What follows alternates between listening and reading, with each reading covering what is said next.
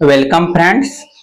तो आज हम लोग देखने वाले हैं यूपीएससी की एक टॉपिक है हमारी पृथ्वी के अंदर। ये एनसीईआरटी नोट्स क्लास 7th का है, जो कि आपका पूरा इंट्रोडक्शन, पृथ्वी के ग्रह सभी हम लोग नोट्स के तरह पढ़ने वाले हैं। तो देखते चलिए। परिचय पहले हम लोग पढ़ेंगे, ये क्लास 7 के स्टूडेंट के लिए भी काम देने वाला है। तो देखते चलिए। परिचय में पृथ्वी हमारी मातृभूमि है, जिसके अंदर और बाहर दोनों जगह निरंतर परिवर्तन होते रहते हैं। पृथ्वी एक क्या ग्रह है? जिस पृथ्वी पर मनुष्य रहते हैं उसका आकार पूर्णतया गोलाकार नहीं है। जिस पृथ्वी में रहते हैं वो पूरा तरह से देखा जाए तो गोलाकार नहीं है।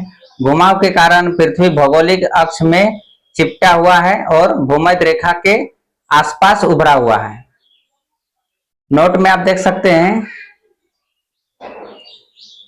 आइजैक न्यूटन ने सबसे पहले प्रस्तावित किया कि पृथ्वी पूरी तरह गोल नहीं है। आइजैक न्यूटन, आप साइंटिस्ट के बारे में पढ़े होंगे, वे प्रस्तावित किए थे कि पृथ्वी पूरी तरह से गोल नहीं है।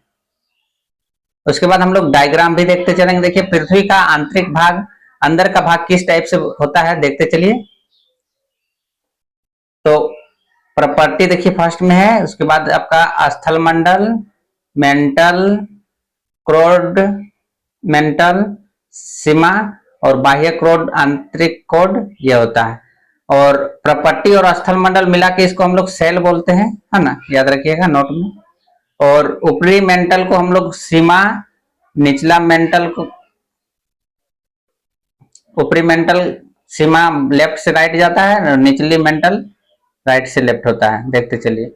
और ऊपरी क्रोड को हम लोग निफे बोलते हैं।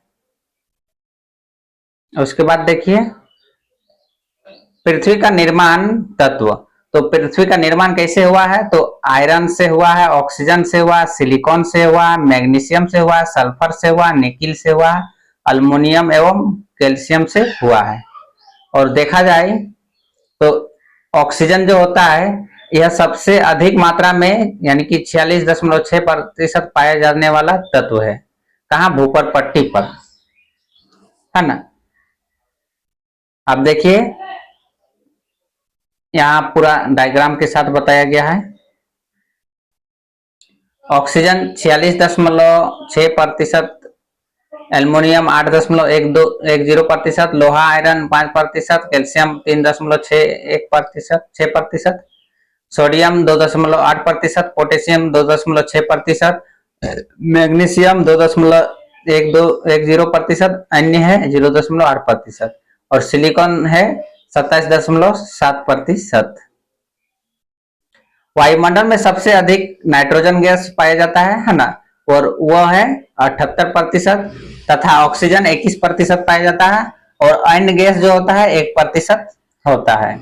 पृथ्वी में आयतन का केवल 1% हिस्सा ही परपट्टी है तथा 84% मेंटल और 15% हिस्सा क्रोड है। नोट में याद रख सकते हैं, ये ऑब्जेक्टिव में बहुत बार यहां से पूछा जाता है। पृथ्वी की त्रिज्या तो 6371 किलोमीटर है। पृथ्वी का त्रिज्या 6371 किलोमीटर है। पृथ्वी मान लीजिए ये है और त्रिज्या यहाँ से यहाँ का दूरी को हम लोग बोलेंगे, है ना। तो यहाँ कितना होता है? 6371 किलोमीटर। ये हम लोग सपोज दैट के लिए मान लेते हैं।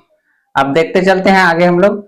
महासागरीय प्रपट्टी में मुख्य रूप से सिलिका और मैग्नीज की बनी होती है, इसलिए इसे सीमा अर्थात सीमा कहते हैं। सीमा किससे बनता है? तो सिलिका और मैग्नीशियम से मिलकर बनना होता है सीमा, है ना। ये भी याद रखिएगा कि सीमा क्या क्या मिलाने से बनता है। तो सिलिका और मैग्नीशियम से मिलाने से सीमा बनता है। प्रपट्टी के ठीक नीचे मेंटल होता है ना। प्रपट्टी के ठीक नीचे मेंटल होता है जो लगभग 2900 किलोमीटर की गहराई तक फैला होता है। उसके बाद आप पॉइंट देख सकते हैं, पृथ्वी के सबसे आंतरिक परत को क्रोड कहते हैं। यह मुख्यतः निकेल एवं लोहे की बनी होती है, जिसे निफे कहते हैं, है ना। निफे के नाम से जाना जाता है और निफे का त्रिज्या आपका देखा जाए तो 3500 किलोमीटर होता है। अब पृथ्वी की आंतरिक परतें, तो देखते चलिए, गहराई एक और दिया गया है, एक और परत दिया गया है।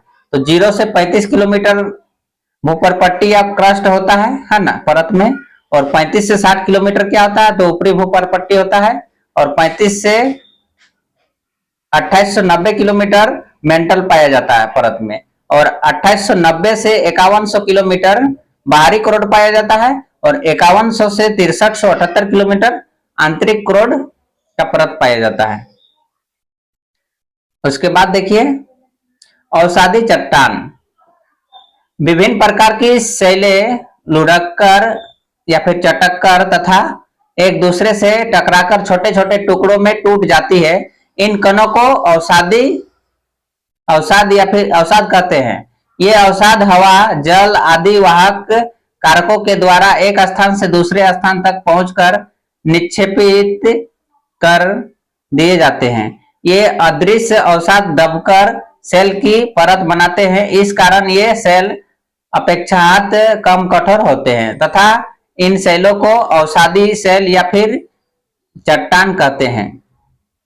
उदाहरण के लिए आप देख सकते हैं, बलुआ पत्थर रेत के कणों से मिलकर बना होता है जो कमजोर होते हैं। बलुआ पत्थर जो होता है रेत के कण से मिलकर बना होता है, इसलिए वो बहुत कमजोर होता है। इन सेलों में पौधे, जानवरों एवं अन्य सूक्ष्म जीव जो कभी इन सेलों पर रहे हैं के जीवाश्म भी पाए जाते हैं, है ना, इसमें जीवाश्म भी पाए जाते हैं। अन्य उदाहरण में आप देख सकते हैं, बलुआ पत्थर, चूना पत्थर, स्लेट और सेलखरी आदि। उसके बाद आप देखते चलिए, सेल। पृथ्वी पर परपट्टी अनेक प्रकार के सेलों से बनी हुई है ना, तो उसको हम लोग सेल बोलेंगे। तो सेल में आपका आग्नेय चट्टान पाया जाता है, अवसादी चट्टान, कायांतरित चट्टान। आग्नेय चट्टान किसको बोलेंगे, तो देखते चलिए, जब मैग्मा पदार्थ ठंडा होकर अपने ठोस रूप में आ जाता है ना, तो उसे आग्नेय चट्टान या फिर प्राथमिक चट्टान कहते हैं। आग्नेय चट्टान के दो प्रकार के होते हैं, है ना, आग्नेय चट्टान दो प्रकार के होते हैं। पहला होता है एक अंतर्वेदी चट्टाने और दूसरा है बहिर्वेदी चट्टाने। तो अंतर्वेदी किसको बोलेंगे, नाम से ही पता चल जा रहा है। यह चट्टान, यह ऐसी आग्नेय चट्टान होती है जो मैग्मा के ऊपर उठकर धरातल सतह से नीचे ही जम जाने से निर्मित होती है ना, नीचे में ही जम जाएगा अंदर में, और उसको हम लोग क्या बोलेंगे, अंतर्वेदी चट्टान बोलेंगे। इन्हें पातालीय सेल भी कहते हैं।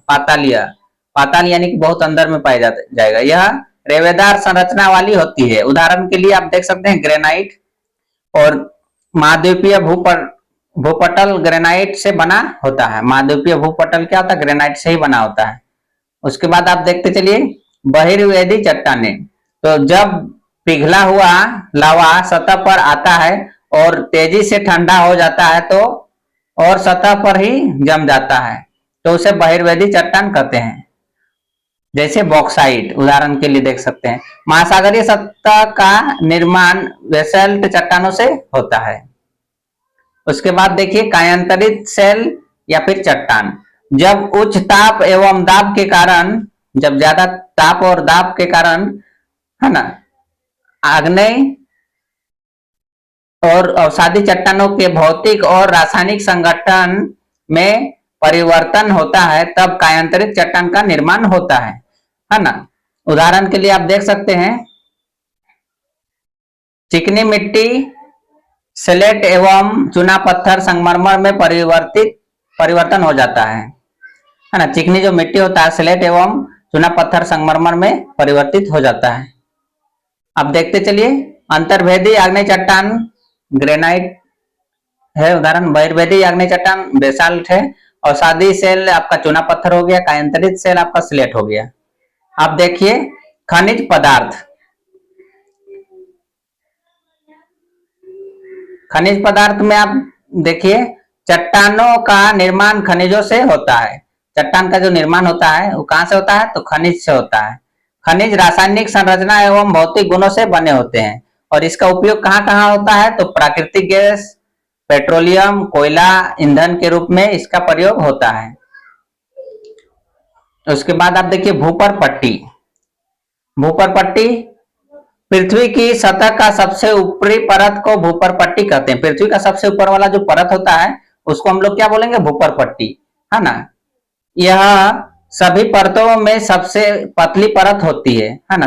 भूपरपट्टी बहुत पतला होता है। यह भूभाग का लगभग 35 किलोमीटर मोटा होता है और समुद्र तल पर केवल 5 किलोमीटर मोटा होता है।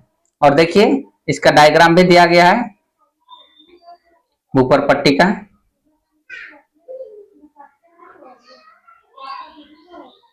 भूपरपट्टी में देखिए यहाँ निचले जो सतह होता है उसको महाद्वीपीय परपट्टी बोलेंगे। ऊपर वाला जो भाग होता है टापू टाइप का वो महाद्वीपीय हो गया, और उससे ऊपर है जो महासागर हो गया, और उससे गहराई में जो है महासागरीय परपट्टी है। रेड कलर का जो दिख रहा है देख सकते हैं डायग्राम के थ्रू बताया गया है महाद्वीपीय परपट्टी और महासागरीय परपट्टी। अब इसमें देखिए कुछ दिया हुआ है।